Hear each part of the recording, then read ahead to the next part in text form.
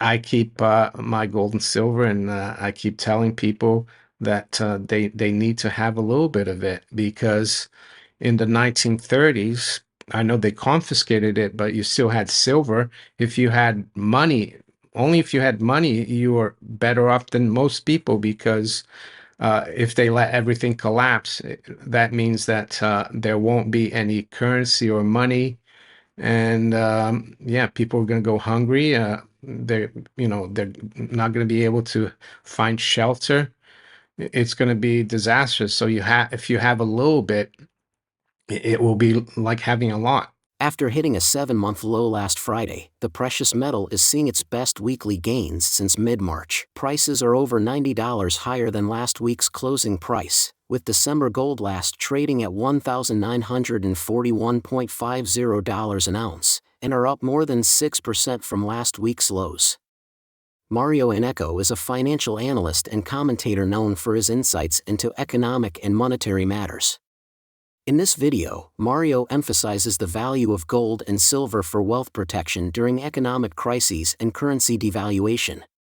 Mario mentions gold confiscation, possibly targeting the GLD ETF due to accessibility, despite Wall Street control concerns. While gold confiscation may not be imminent or probable, it's still possible under certain circumstances. Therefore, it's prudent for investors to take some precautions to safeguard their precious metals from potential seizure.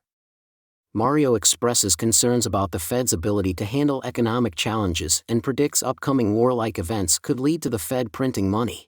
Leaders in Washington, D.C. have taken fire for the increased inflation since federal debt spending, which has soared in recent years, is offset in part by printing money. The FY fiscal year 2023 print order contains a range of 4.5 billion to 8.6 billion notes, valued at $166.5 billion to $190.5 billion.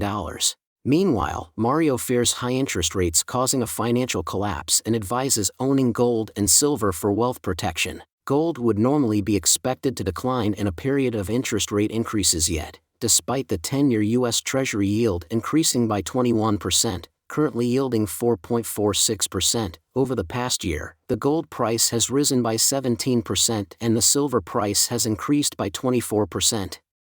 Now, we present the clips of MarioInnecco's insights from his recent interview with Silver Bullion TV. Before we continue to delve into this discussion, please subscribe to our channel and activate the bell icon for timely updates. I think that Executive Order 6102 is still in the books, or even if it isn't, they could still bring a new one into existence. I don't think the Foreign Enemies Act is off the books from World War One. That's the thing. When you have crises, like we had in '01, they bring the Patriot Act. And they always keep those things, and then they use it against you. Yeah, anything's possible. I've heard someone say, Clive Thompson, actually, who I've interviewed, he said that he thinks if they confiscate this time for the gold in the GLD ETF, I'm not so sure because that GLD is controlled by the big Wall Street banks. Want the Fed, central bank, if that were to happen. Don't forget the Fed was created to solve these problems. They're supposed to create an elastic currency, stop all the bank runs, and it has anything but done that. But I think the Fed, I think last week there was like one of the days last week, it could have been Thursday or Friday, there was 4 or 5 Fed speakers, and they're getting more and more desperate. I don't think they know themselves what on the cards, so they keep saying, "Oh, we will do that, but we have to see." They have no idea. And personally, we have to see. Over the weekend, we just had this thing kick off in the Middle East, and this could be an excuse for them to come in and pivot. And why would that be an excuse? Well, because it's very similar to 1973, and what happened then was that, the Yom Kippur War that led to the price of oil going from $3 to 12. It led to a lot of price rises, which people call inflation. And they could use that as an excuse. You see, and they could say, well, the economy could go into recession because of this crisis, and they'll have a scapegoat, of course, and then they could pivot and start printing again. But either way, it's going to be tough because if they keep rates high or even keep raising them, I can't really see the system survive. We've already had those bank failures in March. There will be a lot of trouble. So it's hard. It's hard. But yeah, the Fed, I think they would rather start printing again and helping things, and they probably will if Wall Street gets into trouble. And also Uncle Sam is running huge deficits. We saw last week it went up. The debt went up by 275 billion in one day. It's really getting unsustainable.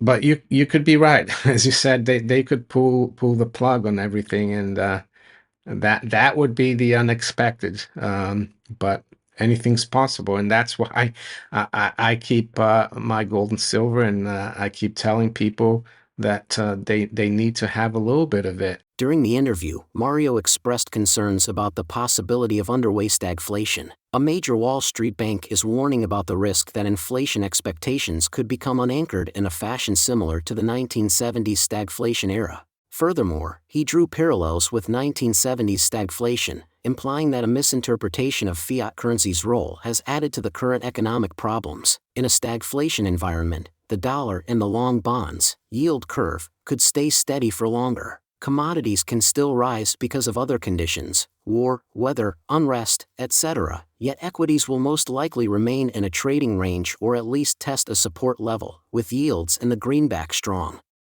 Mario also predicts that bond yields may not drop during a recession, making stagflation more likely than a strong recovery. Let's get back to the interview. At least here in the UK, we are in a stagflation already.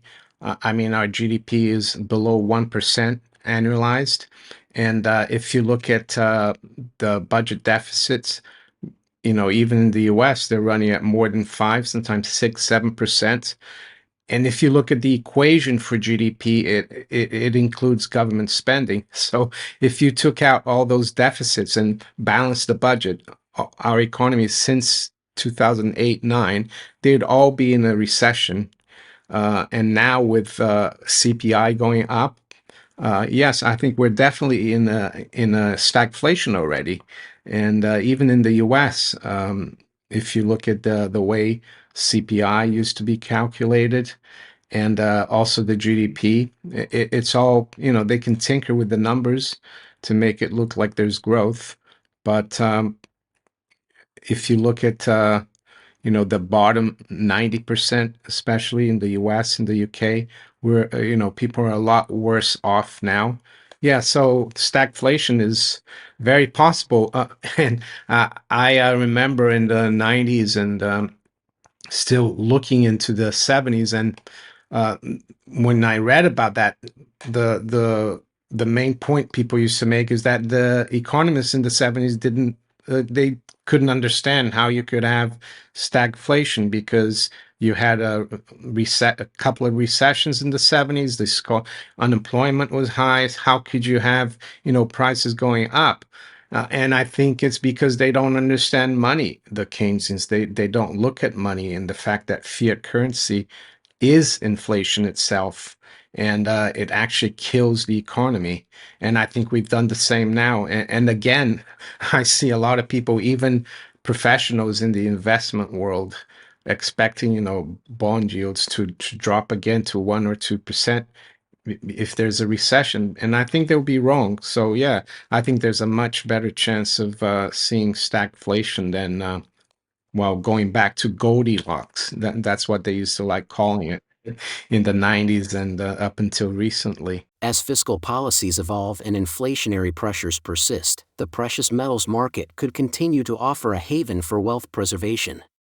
Gold prices saw their strongest performance since early spring this week, with the precious metal buoyed by short covering and a strong safe haven bid at both the beginning and the end of the week.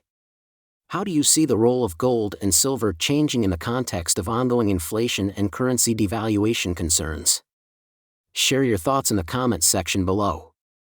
If you find this video informative, don't forget to your support towards our channel and turn on notifications to stay informed about our latest videos. See you in the next video.